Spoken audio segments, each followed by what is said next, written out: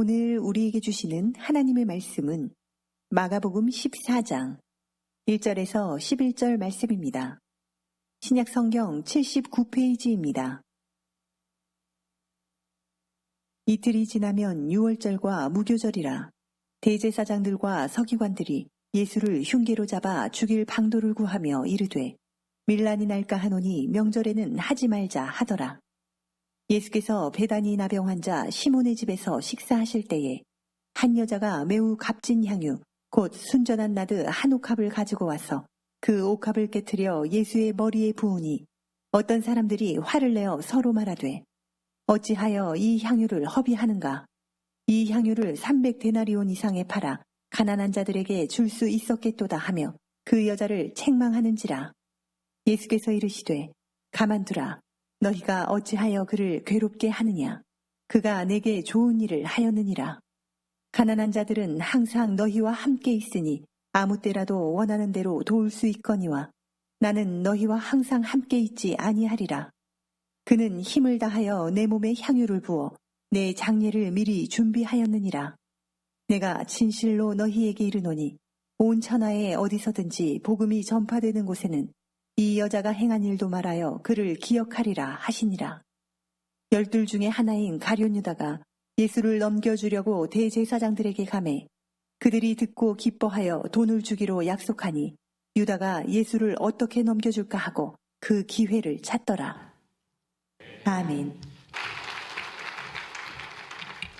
좋은 교회에 우리 꿈꾸는 교회에 와서 함께 말씀 나눌 수 있어서 정말 감사합니다. 오늘 말씀을 통하여서 저와 여러분들이 하나님의 말씀 안에서 교제하는 기쁨을 함께 누릴 수 있으면 좋겠습니다.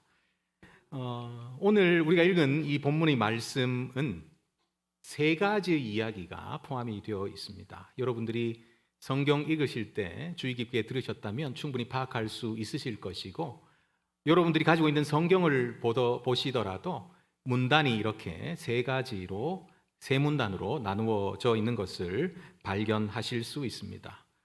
우리가 처음부터 끝까지 읽었지만 사실 그 이야기는 세 가지의 이야기로 구성되어 있는 단락입니다.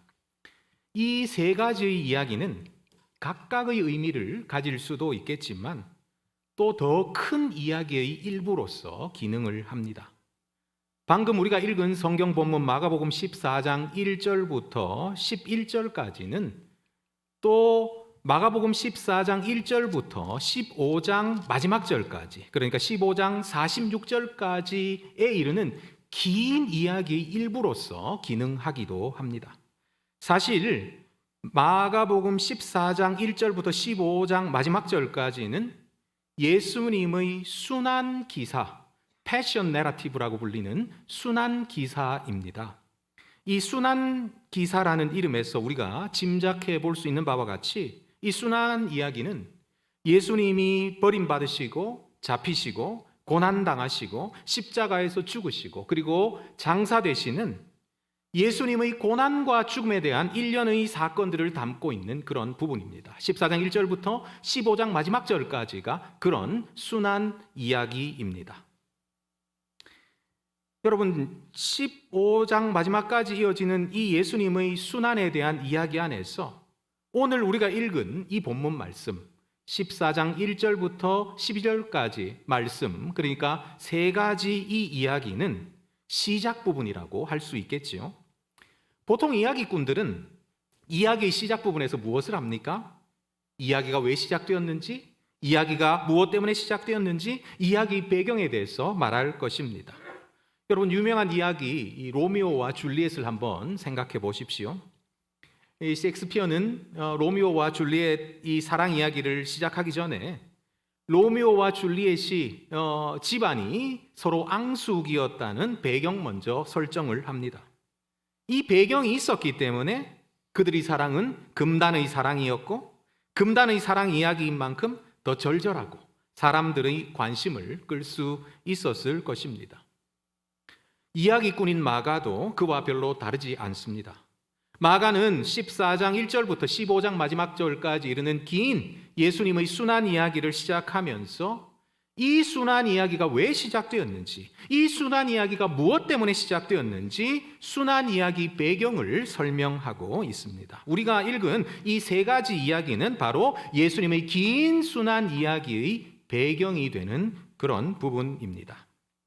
먼저는 1절부터 2절까지 이야기죠. 1절부터 2절까지 이야기는 누구 이야기입니까? 그렇죠. 바로 유대 종교 지도자들의 이야기입니다. 1절 하반절은 이렇게 말하고 있는데요. 제가 한번 읽어드리겠습니다. 대제사장들과 서기관들이 예수를 흉계로 잡아 죽일 방도를 구하여.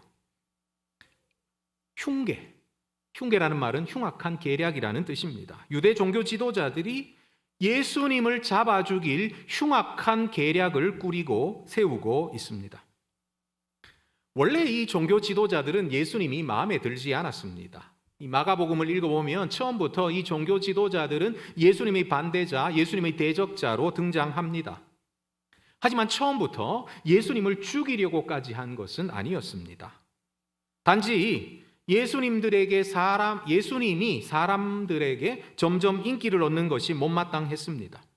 그리고 사람들이 예수님의 설교가 당신네들의 설교보다 훨씬 더 좋습니다라고 말하는 것을 보면서, 이런 평가를 하는 것을 보면서 자존심이 상하기는 했습니다. 하지만 이것 때문에 예수님을 죽여야 될 정도는 아니었습니다. 하지만 예수님이 예루살렘에 들어오실 때 사람들이 예수님에게 보여준 반응은 정말 놀라웠습니다. 나귀를 타고 들어오시는 예수님을 향해서 사람들이 무엇이라고 외쳤습니까? 종려나무 가지를 흔들면서 무엇이라고 외쳤습니까? 호산나 다윗의 자손이여, 호산나 다윗의 자손이여 소리를 지르고 외쳤습니다. 다윗의 자손이 무슨 말입니까? 메시아가 아니겠습니까? 그들이 보기에 이것은 신성모독이었습니다. 어찌 하나님이 아닌 다른 존재를 향해서 메시아라고 부를 수 있다는 말입니까? 종교 지도자들은 하나님의 이름으로 분노하기 시작했습니다. 뿐만 아니었죠. 예수님께서 예루살렘에 들어오셔서 하신 일은 더 그들을 분노하게 만들었습니다. 예수님은 예루살렘 성전으로 가셔서 이 성전에서 돈 바꾸는 사람들과 짐승 파는 사람들, 성전에서 장사하는 모든 사람들을 쫓아내셨습니다. 사실 성전에서 장사하는 사람들은 제사하러 오는 사람들이 제사를 잘 드릴 수 있도록 도와주는 그런 사람들입니다. 멀리서 오는 순례객들은 그 순례객들이 살던 지방의 화폐를 가지고 있었습니다. 그러니까 예루살렘으로 와서는 예루살렘 돈으로 환전할 필요가 있었습니다. 또 제사를 드리기 위해서는 제물도 필요했습니다. 그래서 제물도 사야만 했습니다. 그러니까 제물을 파는 사람들, 돈 바꾸는 사람들이 필요했겠지요. 뿐만 아닙니다. 성전에서 장사하는 이런 돈 바꾸는 사람들, 그리고 제물을 파는 사람들은 성전에서 이렇게 장사하는 대가로 종교 지도자들에게 꼬박꼬박 세금도 바치는 그런 사람들이었습니다. 그러니까 종교 지도자들이 보기에 성전에서 장사하는 사람들은 자신의 종교를 잘 돌아가도록 만드는 그런 윤활유와 같은 존재였습니다. 성전에서 장사하는 자들은 자신들의 이익을 보장해주는 그런 사람들이었습니다. 그런데 예수님께서 예루살렘 성전에 들어오셔서 이들을 모두 쫓아내신 것입니다. 이제 종교 지도자들은 예수님께서 자신들의 종교와 더 나아가서 자신들의 기득권을 위협하는 존재라는 것을 분명히 깨닫게 되었습니다. 종교 지도자들이 예수님과 한 하늘 아래서 살아갈 수 없다고 결정한 것은 어쩌면 당연하였습니다. 예수님을 그대로 두었다가는 자신들의 종교와 자신들의 기득권이 송두리째 흔들릴 것이기 때문입니다. 이런 일은 절대로 생기지 말아야 했죠. 그래서 종교 지도자들은 음모를 꾸몄습니다. 예수님을 흉계로 잡아 죽일 방도를 구하였습니다. 이들의 간계와 이들의 음모 때문에 예수님은 얼마 있지 않아서 잡히시고 고난당하시고 십자가에서 죽으실 것입니다. 종교 지도자들의 흉계 이야기, 이것은 바로 예수님의 순환 이야기의 배경이 됩니다. 하지만 종교 지도자들의 흉계 이야기 외에 또 다른 하나 이야기가 있습니다. 바로 10절과 11절에 나오는 이야기인데요. 이 이야기는 10절은 이렇게 시작합니다. 제가 한번 읽어드리겠습니다. 10절입니다. 열둘 중의 하나인 가룟 유다가 예수를 넘겨주려고 대제사장들에게 가매.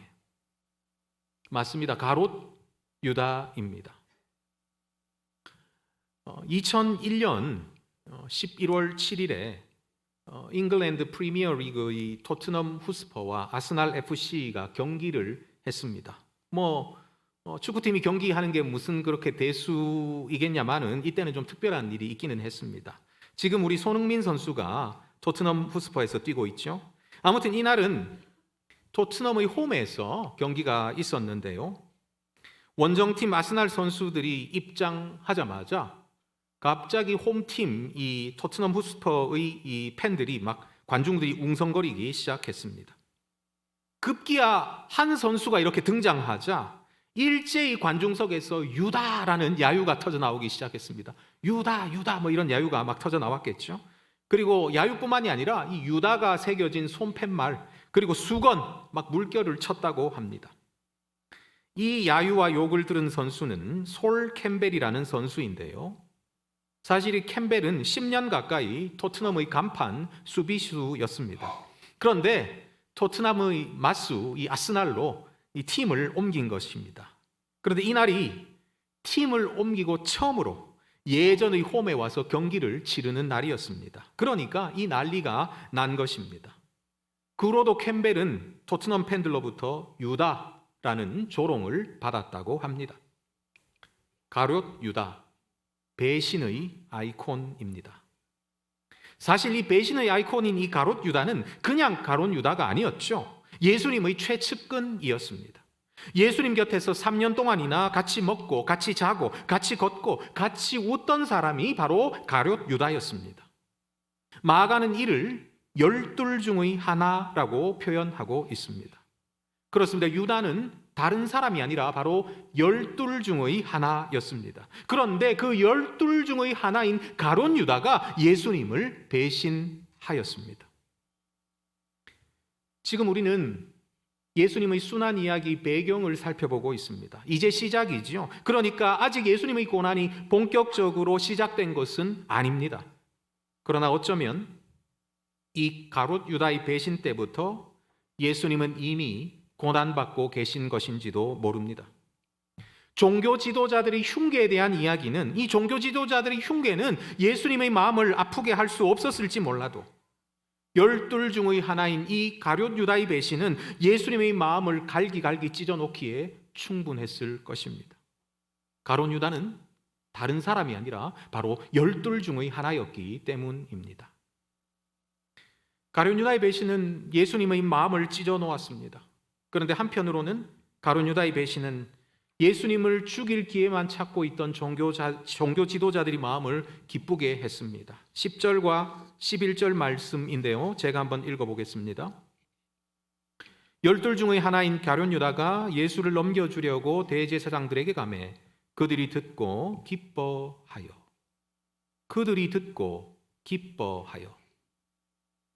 사랑하는 스승의 마음을 찢고서 오히려 가룟 유다는 스승의 대적자, 스승의 반대자들의 마음을 기쁘게 했습니다.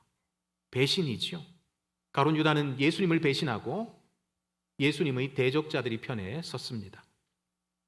이렇게 두 가지 이야기, 이 종교 지도자들의 흉계 이야기와 가룟 유다의 배신 이야기는 실과 실이 꼬여서 하나의 실이 되는 것처럼 서로 꼬여서 하나의 이야기가 되었습니다.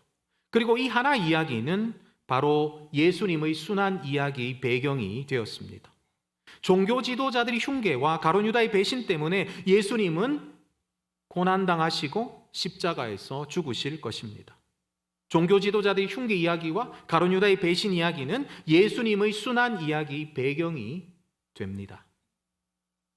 그런데 마가는 이 두 이야기, 종교 지도자들의 흉계 이야기와 가룟 유다의 배신 이야기 사이에 또 다른 하나 이야기를 끼워 넣고 있습니다. 이 이야기는 예수님께서 베다니 나병 환자 시몬의 집에서 식사를 하시는 이야기입니다. 그런데 마가는 이 이야기를 하면서 나병 환자 시몬이 누구인지, 예수님이 예전에 이 나병 환자 시몬을 고쳐주셨는지, 또는 지금 어떻게 해서 예수님께서 그의 집에서 식사하시게 되셨는지 이런 데 대해서 자세히 설명하지 않습니다.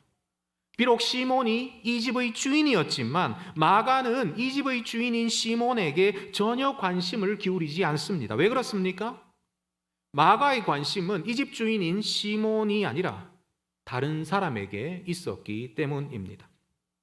오히려 마가는 이 이야기에서 자신이 이름도 기록하지 않고 있는 한 여인에게 관심을 기울입니다.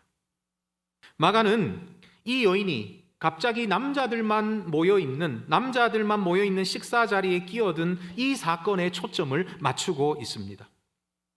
오늘날 우리 자매님들이 들으면 좀 기분이 상할 일이지만 이 당시 유대 사회에서는 남자들이 모여 있는 식사 자리에 음식을 접대하는 일 외에 여자가 끼어드는 것은 참으로 상식적이지 않은 그런 일로 취급을 받았습니다. 이 여인의 행동이 상식적이지 않은 것은 남자들만 모여 있는 식사 자리에 끼어든 것만이 아니었습니다.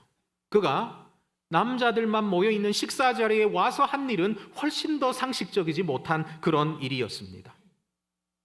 여인은 나드가 든 향유 옥합을 식사 자리로 가져왔습니다.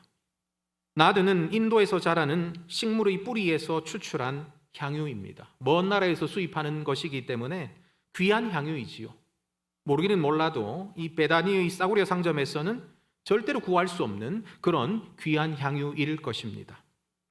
뒤에 사람들이 한 말에 따르면 이 여인이 가지고 있었던, 품에 품고 있었던 이 향유는 300데나리온 이상의 가치를 가지고 있는 그런 향유였습니다. 한 데나리온이 유대 사회에서 통상의 하루치 임금이었습니다. 그렇다면 이 300데나리온이라는 액수는 1년치 수입과 맞먹는 엄청난 금액입니다. 심지어 그 당시에 이 여자들이 통상적인 하루치 임금을 받을 수 있는 일을 하기에는 거의 불가능했습니다. 그러므로 이 향유의 가치는 이 여인에게는 훨씬 더 컸을 것이 분명합니다. 아마 평생을 모아도 이런 향유를 다시는 자신의 손에 넣기랑 불가능했을 것입니다. 아마도 지금 자신이 품고 있는 이 향유도 자기 힘으로 산 것이 아니라 가보로 대대로 전해져 오는 것일지도 모릅니다. 그런데 이 귀한 향유를, 이 비싼 향유를 예수님의 머리에 부어 버렸습니다. 그 당시 유대 사회에서 손님을 환영한다는 의미를 담아서 주인이 손님에게 향유 몇 방울을 떨어뜨리는 그런 관습이 있었다고 합니다. 물론 관습처럼 몇 방울이었으면 괜찮았을 것입니다. 그런데 이 여인은 향유 전부를, 심지어 향유를 담고 있는 그 함까지 완전히 깨트려서 예수님의 머리에 쏟아 부었습니다. 남자들의 식사 자리에 끼어든 것보다도 이 여인이 식사 자리에서 한 이 행동은 훨씬 더 상식적이지 못한 그런 행동이었습니다. 이 여인이 한 행동으로 식사 자리에 있던 모든 사람들이 다 놀랐습니다. 그러면 여러분, 이 여인은 왜 이렇게 상식적이지 못한 행동을 했을까요? 왜 비싸고 귀한 향유를, 그것도 전부를 예수님의 머리에 부어 버렸을까요? 우리는 이 여인의 상식적이지 않은 행동에 대해서 다른 어떤 설명을 할 수 없습니다. 오직 한 가지 설명만 할 수 있을 따름입니다. 이 여인의 행동은 바로 사랑의 행위였습니다. 사랑의 행위. 사랑은 상식을 뛰어넘습니다. 여러분 혹시 사랑에 빠져보신 적이 있으십니까? 사랑을 한 번도 해보지 못한 분들처럼 이 표정이 왜들 그러십니까? 너무 오래전 일입니까? 그래도 그때를 한번 더듬어 보십시오. 여러분이 사랑에 빠졌을 때 여러분이 하셨던 행동을 한번 생각해 보십시오. 대학 시절에 저와 함께 살았던 형이 연애를 시작했습니다.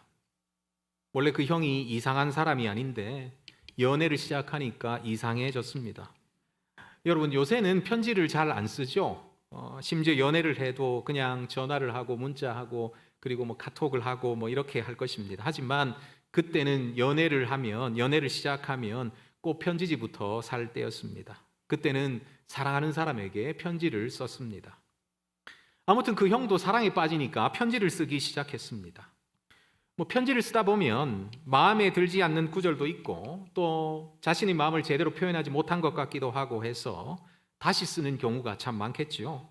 아마 연애 편지니까 훨씬 더 했을 것입니다. 상대를 향한 절절한 사랑의 마음을 좀 더 정확히 표현할 수 있을 때까지, 내 마음을 정확하게, 이 불타는 마음을 정확하게 표현할 수 있을 때까지 고치고 또 고치지 않았겠습니까? 그러다 보니 구겨서 버린 편지지가 참 많았습니다. 그리고 그 구겨서 버린 편지지를 찾아서 읽는 것은 아주 재미난 일이었습니다. 그런데 그 형이 구겨서 버린 편지지를 보면 정말 제가 맨정신으로는 나쁘끄러워서 읽을 수도 없는 그런 수많은 내용으로 가득가득 차 있었습니다.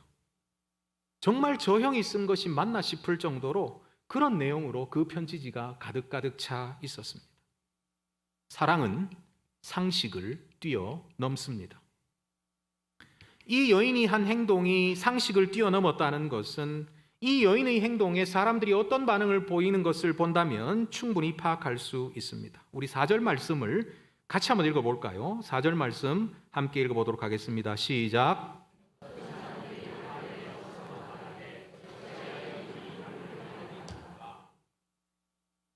이 여인의 한 행동에 사람들이 어떤 반응을 보였습니까? 사람들이 화를 내었다라고 되어 있습니다. 여인이 향유를 허비했다고 사람들이 화를 내었다고 합니다. 자신들의 향유도 아니죠. 여인의 향유입니다. 그런데도 사람들이 화를 내었습니다. 그들이 보기에는 그만큼 이 여인이 한 행동이 상식적이지 못한 행동이었다는 의미일 것입니다. 사랑은 상식을 뛰어넘습니다. 사랑이 아니고서는 설명되지 않는 행위를 이 여인이 한 것입니다. 이 여인은 자신이 드릴 수 있는 가장 귀한 것으로 예수님께 자신의 사랑을 표현하고 있습니다. 그러므로 이 이야기, 이름 모를 여인이 예수님께 향유를 부은 이 이야기는 바로 사랑의 이야기입니다. 마가는 이 사랑의 이야기를 종교 지도자들의 흉계 이야기 그리고 가룟 유다의 배신 이야기 사이에 끼워 넣고 있습니다. 그렇다면 여러분, 이 종교 지도자들의 배신 이야기와 그리고 종교 지도자들의 흉계 이야기와 가룟 유다의 배신 이야기 사이에 이 사랑의 이야기가 끼워져 있는 이유가 도대체 무엇입니까? 예수님의 순환 이야기 배경에 이 사랑의 이야기가 나오는 이유가 도대체 무엇입니까? 그것도 음모나 배신 이야기보다 훨씬 더 많은 분량으로, 그것도 샌드위치 한가운데 반지로 친다면 보석이 박혀 있어야 하는 그 한가운데 이 사랑의 이야기가 끼워져 있는 이유가 도대체 무엇입니까? 이 사랑 이야기는 예수님의 순환 이야기가, 예수님의 고난과 죽음이 단지 종교 지도자들의 흉계나 가룟 유다의 배신 때문에 일어난 일이 아니라는 것을 우리에게 보여줍니다. 음모나 배신 이런 것들보다 훨씬 더 강렬한 세력과 힘이 예수님의 고난과 죽음의 배경이 되었다는 것입니다.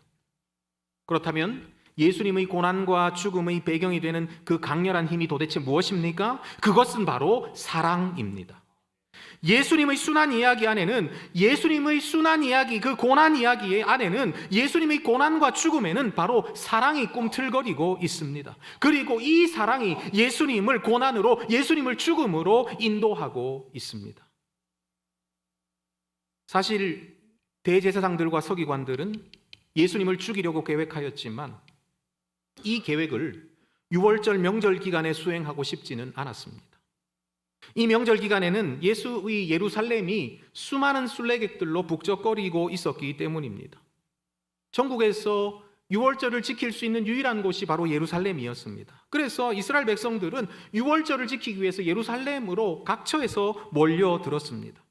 기록에 따르면 유월절 기간이면 평상시보다 예루살렘 인구가 5배 이상이나 늘어났다는 그런 기록이 있습니다. 괜히 사람들이 많은 명절 기간에 예수님을 잡으려고 했다가 시끄럽게 되기는 십상이죠. 더욱이 예수님을 따르는 사람들이 폭동이라도 일으키면 큰일입니다. 오늘 본문에는 밀란이라고 되어 있죠. 그래서 종교 지도자들은 6월절 명절 기간에 자신들이 흉계를 수행하려고는 하지 않았습니다. 하지만 예수님의 순환 이야기는, 예수님의 고난과 죽음은 그들의 계획대로 진행되지 않을 것입니다. 왜냐하면 예수님의 순환 이야기를 움직이시는 분은 그들이 아니라 바로 하나님이시기 때문입니다. 이 예수님의 순환 이야기는, 예수님의 고난과 죽음에 대한 이야기는 하나님의 시간표대로 움직일 것입니다. 하나님은 출애굽을 기념하는 이 6월절에 하나님께서 애굽에서 이스라엘 백성들을 구원하신 이 출애굽을 기념하는 6월절에 당신의 놀라운 구원 역사, 이제는 이스라엘 백성들뿐만이 아니라 이 세상에 속한 모든 하나님의 백성들을 구원하시는 두 번째 출애굽을 계획하고 계셨습니다. 그래서 이 하나님의 계획을 따라서 6월절 어린 양으로 오신 예수님은 바로 이 6월절 명절 기간에 고난당하시고 십자가에서 죽으셔야만 했습니다. 이것이 바로 하나님의 계획이었습니다. 예수님이 오시기 전 700년 전에 살았던 이사야는 이렇게 말했습니다. 우리는 다 양 같아서 그릇 행하여 각기 제 길로 갔거늘 여호와께서는 우리 모두의 죄악을 그에게 담당시키셨도다. 그가 곤욕을 당하여 괴로울 때에도 그의 입을 열지 아니하였으며 마치 도수장으로 끌려가는 어린 양과 털 깎는 자 앞에서 잠잠한 양같이 그의 입을 열지 아니하였도다. 예수님의 고난과 죽음은 하나님의 계획이었습니다. 하나님께서 예수님의 이 순환 이야기를 움직이고 계셨습니다. 유다가 아니라, 종교 지도자들이 아니라 바로 하나님께서 이 이야기를 움직이고 계셨습니다. 하나님의 사랑, 당신의 백성들을 향한 그 끊을 수 없는, 그 끊이지 않는 하나님의 사랑이 바로 예수님의 고난과 죽음의 이야기, 예수님의 순환 이야기를 움직이고 계셨습니다. 그 당시 향유는 손님을 환영하는 데도 사용되었지만 또 장례식 때 시체를 닦는 데도 사용되었습니다. 그래서 우리 예수님께서는 향유를 모두 부어버린 그 여인을 비난하는 사람들 앞에서 이 여인이 자신에게 향유를 부은 것은 자신이 고난받고 죽은 후에 있을 바로 그 장례를 준비하는 것이라고 변호해 주셨습니다. 그러나 정말 이 여인이 이번 6월절에 예수님께서 죽을 것이라는 사실을 알고 미리 향유를 부었는지, 아니면 향유를 부었는데 이 시기와 우연히 맞았는지 그 속사정은 아무도 모르지요. 하지만 이 여인이 분명히 알고 있었던 것이 하나 있습니다. 그것은 바로 예수님께서 자신을 사랑하셨다는 사실입니다. 옥합을 깨트려서 향유 전부를 다 부어도 표현할 수 없을 만큼 예수님께서 자신을 사랑하셨다는 사실입니다. 사랑하는 성도 여러분, 하지만 우리는 정확히 알고 있죠. 예수님께서 이 6월절에 고난받고 죽으셨다는 사실을 말입니다. 누구를 위해서 말입니까? 바로 우리를 위해서 말입니다. 그럴 만한 가치가 없는 우리를 위해서 이 6월절에 예수님께서 고난당하시고 죽으셨습니다. 그럴 만한 가치가 없는 우리를 사랑하셔서 예수님은 자신의 살을 찢으시고 피를 흘리셨습니다. 그럴 만한 가치가 없는 우리를 사랑하셔서 예수님은 자신의 생명을 우리에게 주셨습니다. 그럴 만한 가치가 없는 죄인들을 위해서 하나님은 당신의 아들 예수 그리스도를 내어 주셨습니다. 다른 것이 허비가 아니라 바로 이것이 허비입니다. 우리를 향한 당신의 사랑 때문에 당신의 아들까지 완전히 깨트려서 우리에게 주신 하나님의 허비입니다. 로마서 5장 8절은 이렇게 말합니다. 우리가 아직 죄인 되었을 때에 그리스도께서 우리를 위하여 죽으심으로 하나님께서 우리에게 대한 자기의 사랑을 확증하셨느니라. 우리를 사랑하신 하나님은 당신의 아들 예수 그리스도를 완전히 깨트려서 우리를 위해서 주셨습니다. 이것이 바로 하나님의 허비입니다. 이 하나님의 허비 앞에서 우리가 도대체 무엇을 들어야 허비라고 말할 수 있겠습니까? 너무 많이 드린 것은 아닌가? 너무 귀한 것을 드린 것은 아닌가? 우리는 이렇게 염려할 필요가 없습니다. 물론 하나님의 허비를 알지 못하는 사람들은 우리가 하나님께 무엇인가를 드릴 때 그것을 허비라고 생각할 것입니다. 우리가 시간을 드릴 때, 우리가 물질을 드릴 때, 우리가 힘을 드릴 때, 우리가 인생을 드릴 때 너희는 왜 그렇게 허비하니? 이렇게 허비해서 인생 잘 살 수 있겠냐? 험한 세상 잘 살 수 있겠냐? 모으고 또 모아도 살기 힘든 이 세상 정신 차려라. 그들은 사람들이 자기 것도 아닌 향유를 허비했다고 여인에게 화를 내었던 것처럼 자기 것도 아닌 시간, 자기 것도 아닌 물질, 자기 것도 아닌 힘, 자기 것도 아닌 인생을 하나님께 드리는 우리를 향해서 화를 낼 것입니다. 하지만 우리는 우리를 향한 하나님의 사랑을 잘 알고 있습니다. 우리를 향한 이 하나님의 허비를 알고 있습니다. 하나님께서 우리를 사랑하셔서, 저와 여러분들을 사랑하셔서 당신의 모든 것을, 당신의 아들까지도 완전히 깨트려서 우리를 위해서 허비하신 것을 압니다. 그래서 우리에게 있는 모든 것을 다 드려도, 하나님께 다 드려도 그것이 허비가 아니라는 것을 우리는 압니다. 그래서 찬송가 216장은 이렇게 노래하죠. 성자의 귀한 몸 날 위하여 버리신 그 사랑 고마워라. 내 머리 숙여서 주님께 비는 말, 나 무엇 주님께 바치리까. 만 가지 은혜를 받았으니 내 평생 슬프나 즐거우나 이 몸을 온전히 주님께 바쳐서 주님만 위하여 늘 살겠네. 이 몸을 온전히 주님께 바쳐서 주님만 위하여 늘 살겠네.